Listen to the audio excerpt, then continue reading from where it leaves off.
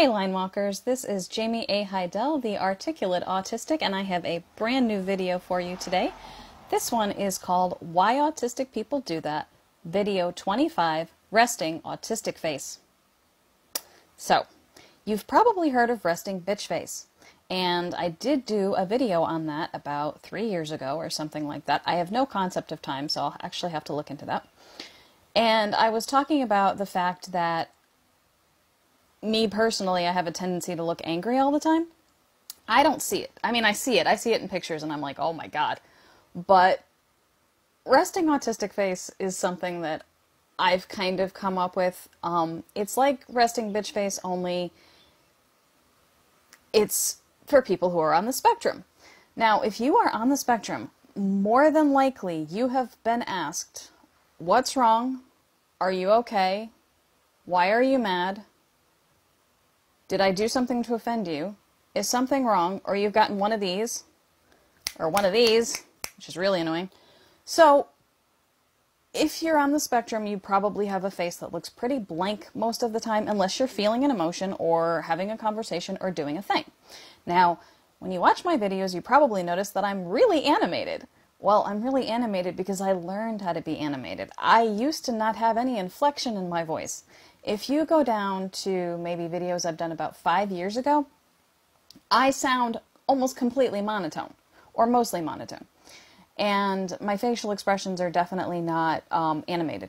They're sort of there because I learned how to do that. I learned how to animate my face a long time ago so as to blend in with the neurotypicals. But if I am not having a conversation with somebody, or I am not engaged in some sort of activity with another person, I find that my face is just flat. And probably my tone is flat too, but I don't know. I mean, I talk to myself all the time, but I can't hear it in my head. I can only hear it when I listen to a recording of myself. So this is probably how you'll see my face.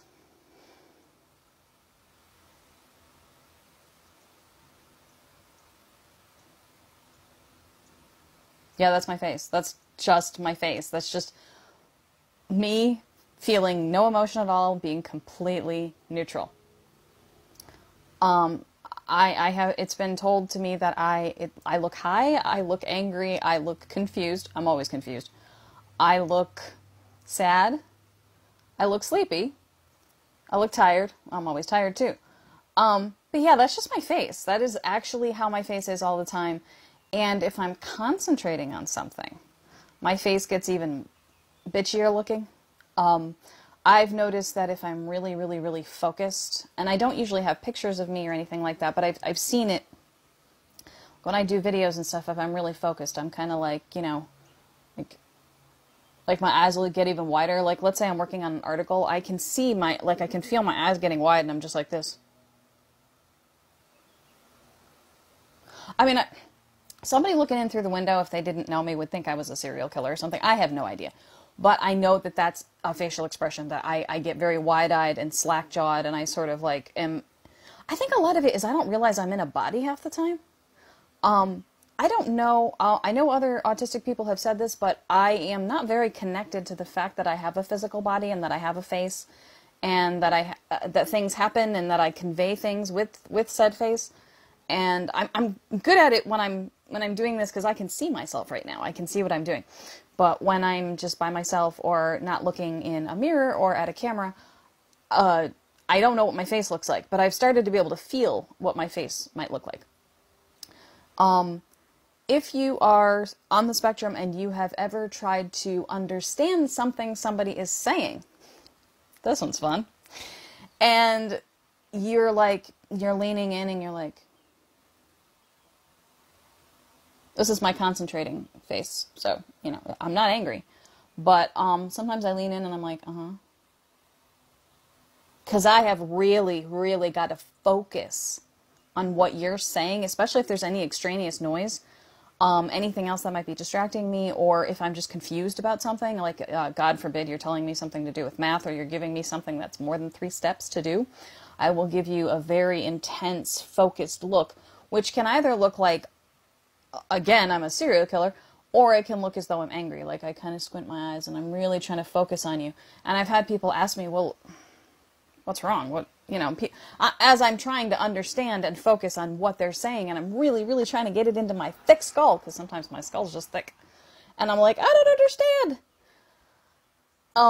And then the person will interrupt the entire process of me trying to understand by saying, are you angry? Why are you looking at me like that? Or what's the matter? Or they'll just get defensive. Oh my God.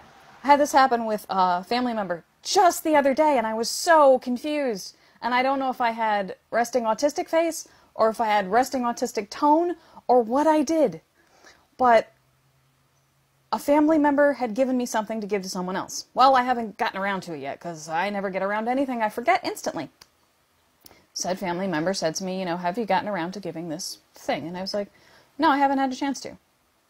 That's it. That's all I said. Well, apparently it must have come off like angry, because the family member was like, I just asked. I was just asking, that's all. And I'm like, what do I say to that? Do I ask why she said that, or does that start an argument? I just kind of looked at her blankly and moved the conversation on, because I had no idea why she responded to me like that. I wanted to know.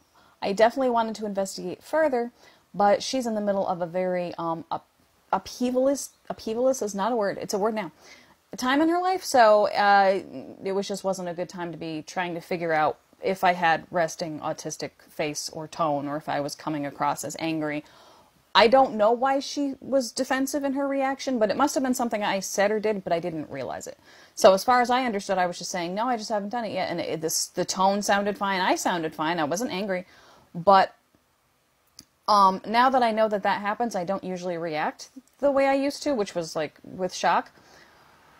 But I can't tell you when I was younger how incredibly confusing that was, where I'd be having an exchange with somebody, and again, my face and my facial expressions, my tone of voice was probably really flat, much flatter than it is now. And somebody would say something to me, and I'd be, you know, nodding back and trying, you know, speaking back to them, and all of a sudden they'd be like, well, I was just saying, or, you know, I just asked, or, and I would be like, why are you saying that? Like, I just asked you. So they'd think I was arguing about what they were trying to convey about something I conveyed, but didn't realize I was conveying. I know, it sounds confusing. Try living it. So I would ask what was wrong, and they would say or think that I was trying to turn it around on them, because now I'm being defensive, but I wasn't being defensive. I was asking a question. So in my other videos, I explained that autistic people ask why for understanding, just so we can understand what's going on. We don't ask to be manipulative or anything else, and there's a lot of different reasons that neurotypical people ask why, whereas autistic people, usually we ask why because we need an answer to the question. So it starts out, person says something, I say something back, the other person gets defensive, but I don't know where that came from. So to me, it just came out of the clear blue sky. The conversation's changing, the energy's changing, and I don't know why. I have no idea that it's my face or my tone that's done something. And so I'll be like, well, why did you say that? Why did you say, you know, I was just asking? It's like, well, because I was just asking, and, you know, and then the fact that I asked that is also, in a neurotypical's mind, offensive. So then I've offended the person twice, and I'm still not getting the answer that I need, which is, why did you react to me that way? You scared me. So I can't tell you how many conversations I've had like that. And I still have them sometimes, but I just sort of let it go instead of trying to argue about it or try to figure it out, because I was like, oh, it's resting autistic face again. But yeah, so this video is a little bit over, not surprising.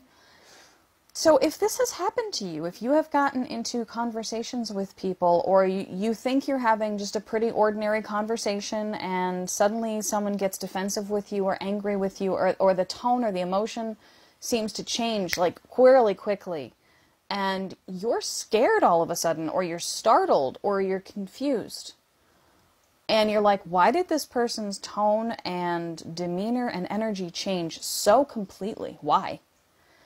We go on the defensive. Autistic people go on the defensive because we're scared. We have no idea what just happened, and any attempts to clarify what just happened just makes it look like we're arguing or trying to start a fight. So this can be a huge, huge, huge communication issue. So, I mean, resting autistic face, resting autistic tone, just having a flatter tone or having a tone in your voice that's would be seen as combative when you're not meaning to be at all.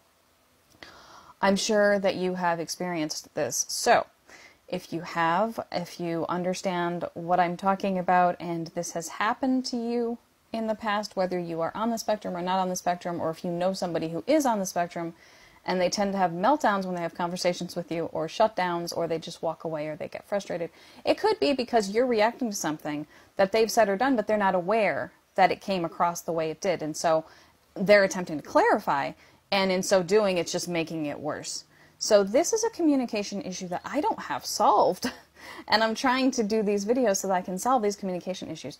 So give me some ideas in the comment section below about how this can be managed, because this is a communication issue that's probably one of the more difficult ones to handle, because nobody's hearing each other anymore. There's a fight going on and it's escalating and nobody knows why. So if you can think of any way that neurotypical people and autistic people can talk to each other a little bit better when resting autistic face happens, or a tone is conveyed the wrong way, let me know.